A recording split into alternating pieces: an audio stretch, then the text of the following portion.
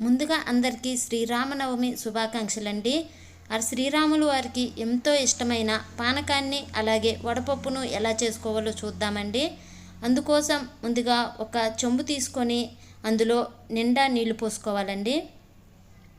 తర్వాత అందులో వేసుకోవటం కోసం బెల్లాన్ని ఇలా తురిమి సరిపడినంత వేసుకోండి. బెల్లాన్ని ఈ విధంగా తురిమి వేసుకోవటం వల్ల బెల్లం త్వరగా కరుగుతుంది, పానకం ఈజీగా రెడీ అయిపోతుంది.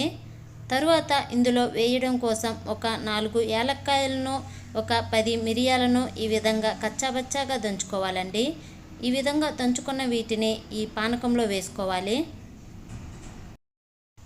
తరువాత బెల్లం కరిగిపోయి వీటన్నింటినీ కలిసే వరకు ఒకసారి ఈ విధంగా బాగా కలుపుకోవాలండి. అంతేనండి, పానకం రెడీ అయిపోయినట్టే. తరువాత వడపప్పు చేయటం కోసం ఒక గిన్నె తీసుకొని అందులో పెసరపప్పు వేసుకోవాలి, 1 కప్పు వరకు.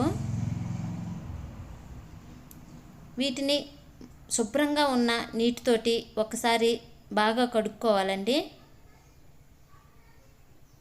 తర్వాత మంచినీళ్ళు పోసుకొని ఈ పప్పు మునిగే వరకు పోసుకొని ఒక 10 నిమిషాలు నాననివ్వాలండి వీటిని. చూడండి, 10 నిమిషాల తర్వాత పప్పు నానిపోయాయి. ఇప్పుడు వీటిని వడకట్టుకొని ఒక గిన్నెలోకి తీసుకోవటమేనండి. అంతేనండి, పానకం వడపప్పు రెడీ అయిపోయినట్టే. ఇప్పుడు వీటిని శ్రీరాములు వారికి ప్రసాదంగా పెట్టుకోవటమేనండి. మరొక్కసారి అందరికీ శ్రీరామనవమి శుభాకాంక్షలండి. థ్యాంక్ యూ అండి.